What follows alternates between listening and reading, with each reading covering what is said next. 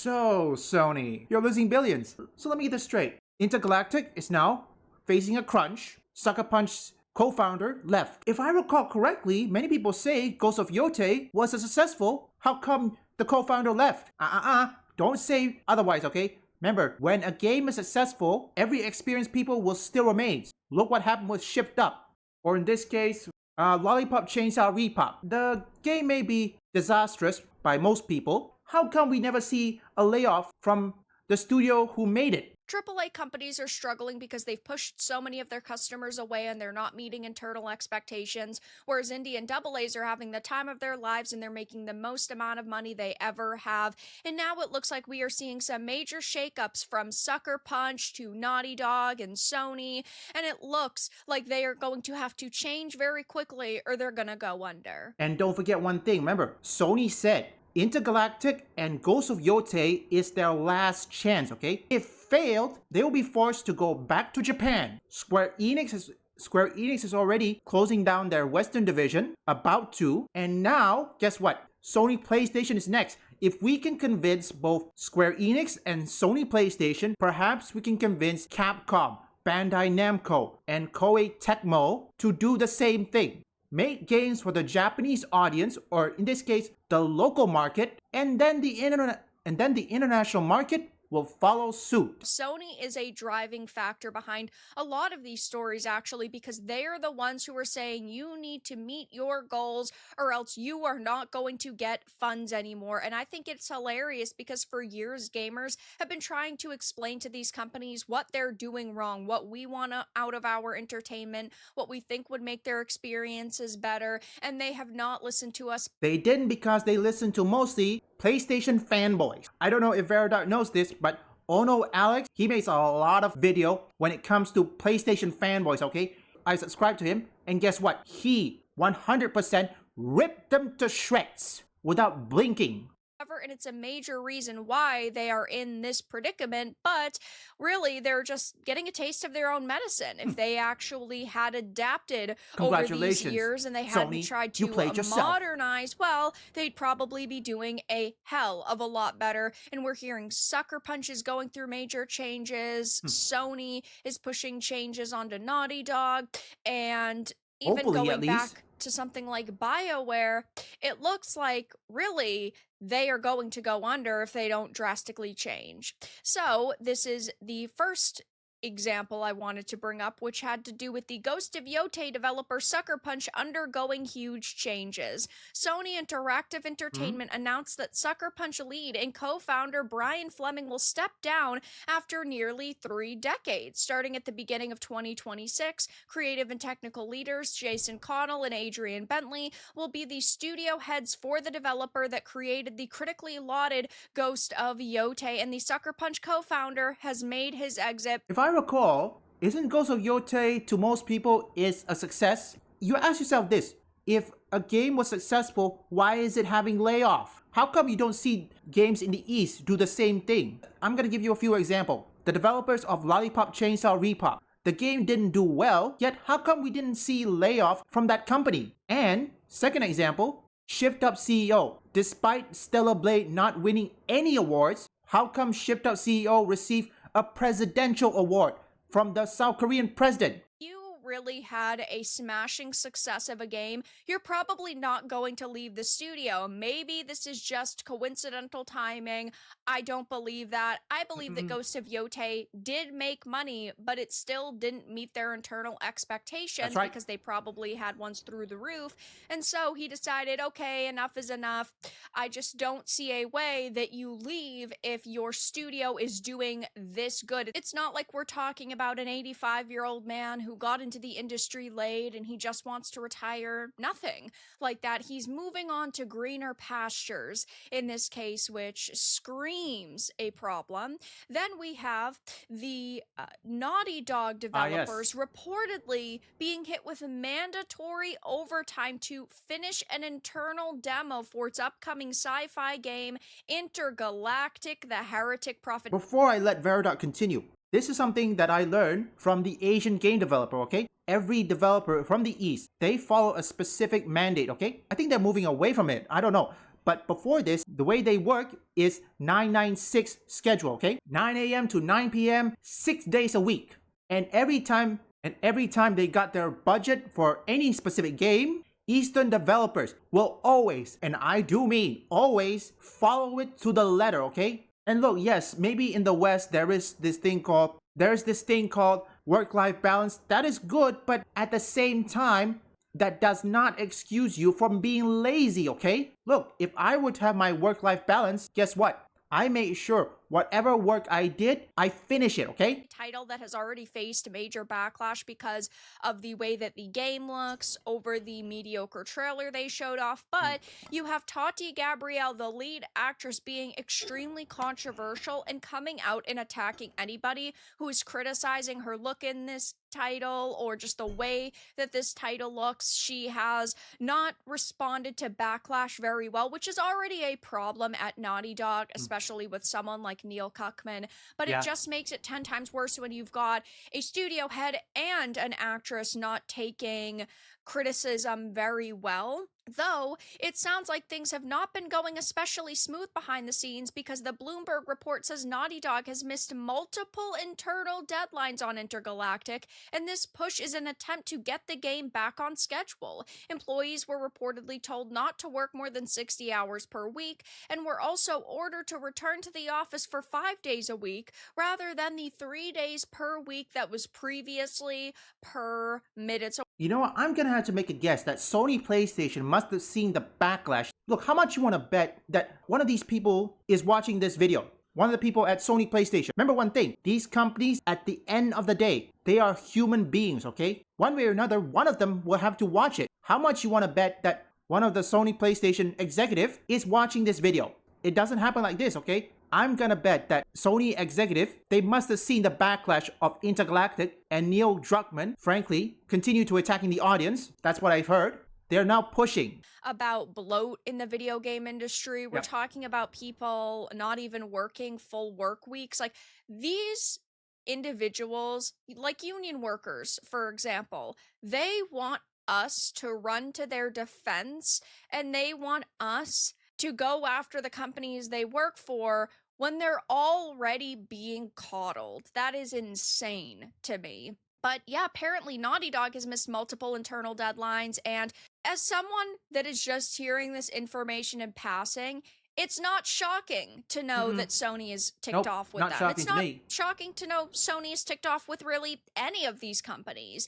You've got Ghost of Yotei, which was controversial. When everybody wanted Ghost of Tsushima 2, you decided to go in this newer direction with a new character. Bad idea. With an actress who is self-proclaimed Antifa. You Terrorists. have Naughty Dog, who previously made The Last of Us Part 2 that gamers did not like, and it actually killed your show because of the Joel in 1 situation, because you killed off your main character and people were furious with that. People didn't like it, and it's not just, the toxic chud gamers, because you lost viewership from normies on the show. And here's the thing, folks. This is the problem when it comes to people just watching TV shows, okay? The people who watches TV shows such as The Last of Us Season 2, they don't know about the death of Joel in the game, okay? But when they see it in their views at TV, they thought to themselves, was that supposed to happen? What the fuck? Really need to talk about this game anymore. We all know how much of a failure it was, but Concord cost $400 million to make, and that died 2 weeks after release. Concord was also, I think, really the straw that broke the camel's back and led Sony to making all of these very drastic decisions very quickly. I think they saw this be a complete and utter failure and said to themselves, we don't know what our developers are doing. We don't know the studios that we're buying. We need to re-hone in on what makes us money, which could be positive, but I also don't trust Sony, and nobody should either. Though Concord lost so much money that it had to have scared them in some way, shape, or form. Not only Concord, but also the success of both Stellar Blade and Black Myth Wukong. Remember, Stellar Blade and Black Myth Wukong woke up everybody. It woke up every industry, including Sony. I think Sony's still in the belief before that, before Stellar Blade and Black Myth Wukong, Sony is in the belief that live service games is the new norm, single player is outdated. Batman Wukong and Stellar Blade proved them wrong. $400 million. I don't know, folks, how the hell did they lose this much money? $400 million. That thing can be used to make a good game. Or maybe 2, 3 of them, if they prioritize their budget well. And you've got a game like Marathon that had to be completely rehauled because gamers were upset with how terrible it looked. You had a plagiarism controversy, you had backlash to the alpha, and now we're hearing that the Marathon art director is leaving Bungie following fallout from its now resolved controversy. They say that they just wanted to leave because they felt the game was basically complete. There's nothing else they could help on it. Again, I feel like that is bullshit. He announced his leaving via LinkedIn. I'm incredibly proud of the visual world we built for Marathon, he wrote on Twitter. Getting support at this scale for something a bit different is rare, and the art team at Bungie is the best in the biz. Yeah, maybe the best at stealing. I'll be enjoying playing the game as a fan with all of you. Massive thank you to everyone who has supported through all of it. And the Marathon lead and former Destiny concept artist also told Kotaku it was his own decision to leave. I'm super proud of the project and what the team accomplished over the last 6 years. Buddy, you have plagiarism on your record now. Again, when people leave, okay, look, it's not looking good for any game. Take a look with what Suicide Squad killed the Justice League. Every co-founder and veterans of Rocksteady left, okay? No, they did left. And you wanna know what happened? Suicide Squad failed. No, generally, it failed because they don't like the direction that many people, or in this case, many new people at Rocksteady wants. All of them leave. Would be super proud to work on this project. Maybe your standards are extremely low. Maybe you're just trying to look professional so you can potentially get hired somewhere else in the video game industry. Either way, it's not a good look for you, and really it's not a good look for your team, because even if you weren't the one who specifically plagiarized, you still had people under you that did. And I mean, I don't know either way if he truly knew or not, but I think it's very suspicious that he is now the one who is ultimately leaving. And these are just a couple of Sony stories. Never mind things like Borderlands 4 going on sale a month after release because it was trailing behind Borderlands 3 and it was underperforming. You have BioWare being in big trouble, but I really wanted to focus on Sony here. And also EA is now approving the $55 billion sale. No, they approve. And also, Randy Pitchford, congratulations, you played yourself. You said that Borderlands 4 won't be on sales so fast? Well, nice job. Mission failed. Do think that they are going through a major change right now. They are telling all of these teams, get your shit together or else it's over for you. We saw Bungie go through this major change with Marathon after all of the backlash and scandal, and with Destiny 2 sort of being on its deathbed, I think that they are desperate to have Bungie doing something else. They didn't pay billions of dollars for nothing. You have Naughty Dog, who in the past has made some very successful games, just like Sucker Punch, but their most recent titles have not been what fans expected, and they've made money, but the level of trust in them now is, I would say, probably at an all-time low. And if they do not show a good product going forward, people are not going to show up to support them because... And as long as they don't alienate the fans, in the case of Sucker Punch, they did mock the death of Charlie Kirk, okay? One of their I think it was art director or something. When she mocked the death of Charlie Kirk, that is out of bounds, okay? Same goes for Naughty Dog. They keep on alienating the fans. Like, what the fuck? Although, I think Bruce Straley made a good choice that he has to leave. I mean, I would like to see Bruce Straley even making a good Last of Us, but evidently he has to leave. Yes, and I do mean The Last of Us Part 2. But ultimately, he had to leave, or forcibly leave. And guess what? He's now happy. Bruce Straley is now happy. I think he's making his own game, I've overheard. They do not show a good product going forward, people are not going to show up to support them, because the reason why something like Borderlands 3, for example, sold extremely well was because people had very high expectations, and before that, they had delivered on everything. But now that something like Borderlands 4 is out, if they ever make a 5, people are going to be much more skeptical. Look at The Last of Us. Last of Us 1 sold extremely well for a new game. People loved it, and that's why they went into buying The Last of Us Part 2. But if The Last of Us Part 3 comes out, there's going to be a chunk of the audience that doesn't trust Naughty Dog and that doesn't want to play The Last of Us Part 3 or is going to want to see everything that looks perfect and no elements of the game that looked undercooked or mediocre. And even in the case of Last of Us Part 3, I don't think it would be easy for them to turn things around. But we are talking about major changes going on at Sony. We're seeing leadership shakeups at these development studios. We are seeing Sony demand information on these different games because Naughty Dog is missing multiple internal deadlines. Marathon is going through these major shakeups, and really, it's not looking good for the Sony developers and people that work at these studios under it. First off, shout out to Vera Dark. For Naughty Dog, the main problem is Tati Gabrielle and also Neil Cuckman. So as long as he's still around, nothing's gonna get done. He keeps on saying that he made some art director, or in this case, a false advertisement. The director of 28 Days Later said, who gives a shit? And Neil Druckmann agrees. Seriously, this...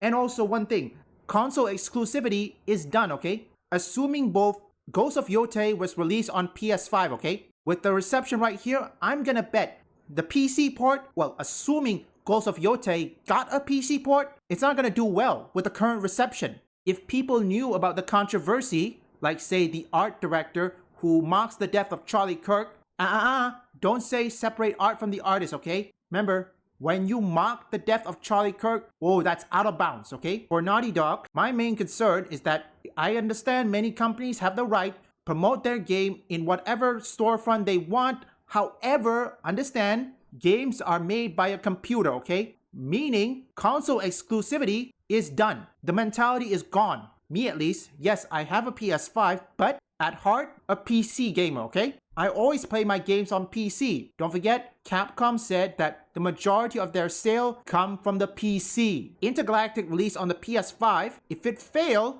there will never be a PC port, assuming it already has a PC port. But even if Intergalactic does have a PC port, the chances of that game succeed, and yes, some people will cope and say Steam numbers don't count. But here, this is from a YouTuber called Chaos. He says that if Call of Duty didn't perform well on Steam, you can bet other platform isn't doing well like Battle.net, Xbox, or PlayStation. Ghost of Yotei and Intergalactic are Sony PlayStation last chance, okay? Failed? Time to go home to Japan. Because I think it's time for every Japanese company to ditch their Western division and go home. So, about that noise we heard on the Airborne Squad channel? Yes? I analysed the pattern, and the noise translates to kill me.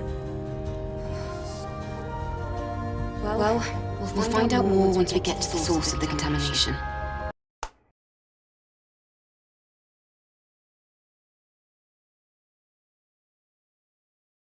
I wonder what it means.